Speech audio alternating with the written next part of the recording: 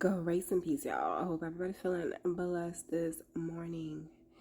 As you can tell, I'm barely up and out of bed because I had a conversation with my little one last night that brought back a whole nother conversation I had last Tuesday about one specific topic, and I gotta get it out because it was the first thing I thought about this morning. So you guys are gonna get this content.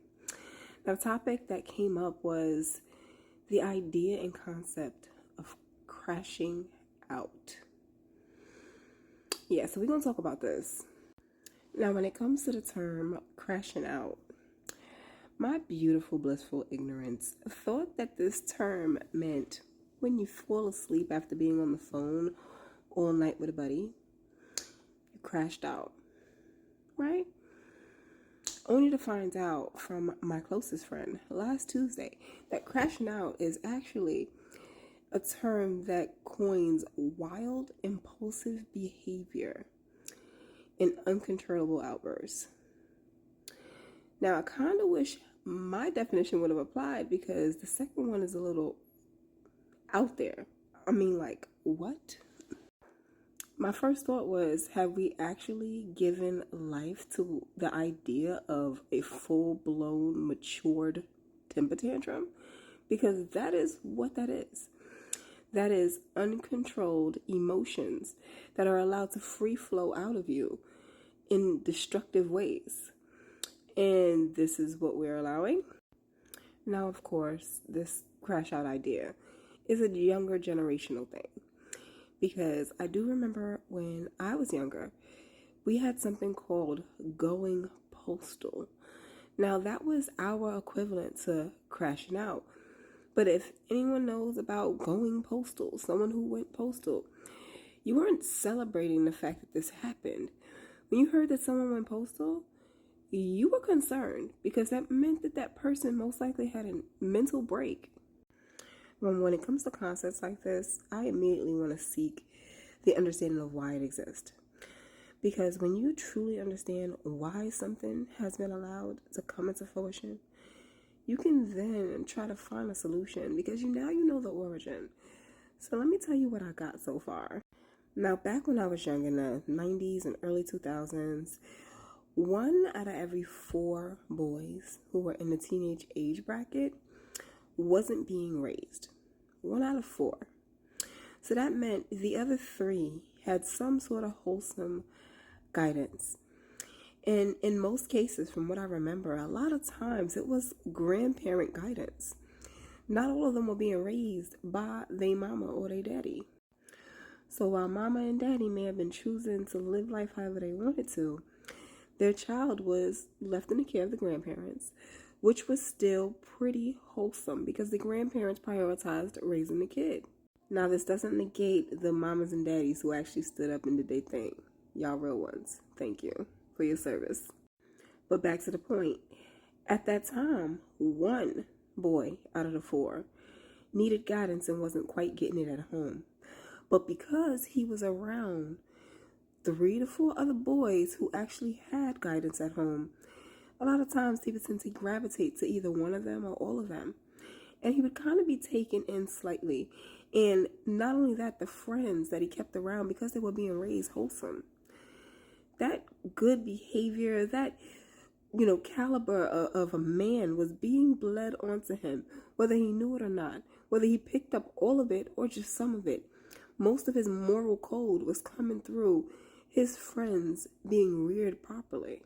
Now, this was the major difference between then and now, because where you would have that one boy who had no guidance be like, yeah, let's crash out. Or let's participate in something that they shouldn't have been doing. The other 3 would be like, nah, I'm not getting in trouble with my mama. Nah, I don't need to be in trouble. Nah, we get arrested. They had sense. And they were able to keep their friend in line because 3 of them had sense. And the other one maybe didn't know, but they gained some sense through their friend. Now, fast forward to now. A lot of those grandparents who was raising the boys who were in need because their parents weren't around, those grandparents are not around. Those boys grew up, maybe became wholesome, maybe they had young babies themselves, but now they were heavily reliant on the new grandma, which was the old mama who wasn't quite present. Now, I'm not sure if anybody has experienced a grandma who wasn't a mama first, but what I am going to tell you is grandmas who was not mamas, they tend to be very light-handed with their grandchildren. I'm going to just give you everything you want in hopes that you turn out proper. And so it was. Now, here's where things transformed, because as those children got everything that they wanted tangible and nothing emotional that they needed, they tend to be prone to temper tantrums very young.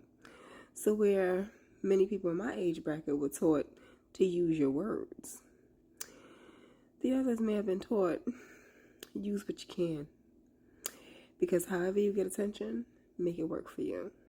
Now, if you know a toddler the way I know a toddler, you can't quite give that instruction to them, because they will. They'll take it and they'll run with it. And if you never correct it, that's their new life. So now you have a whole generation of sons and daughters being raised by mamas who wasn't mamas and up-and-coming mamas who didn't have no mamas. So the guidance is gone. There's no moral code.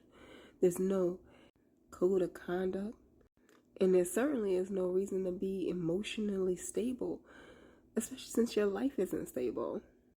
Now, I say all of this to really push the understanding that when you walk around and you see these young kids acting out, not being able to control themselves, not being able to emotionally regulate, and they're doing things that are just off the wall because that's their new expression and that's what their generation has pushed, know that it comes from there being no guidance. There being no one to say, hey, listen, you don't have to be that way, come on. There were also times I remember when young boys, they didn't have things at home. Maybe they didn't have a meal waiting for them or clothing. And when I was younger, the parents would sometimes provide for that child as well, where they would say, hey, listen, stay for dinner, and then send you home because they knew that your home situation wasn't right.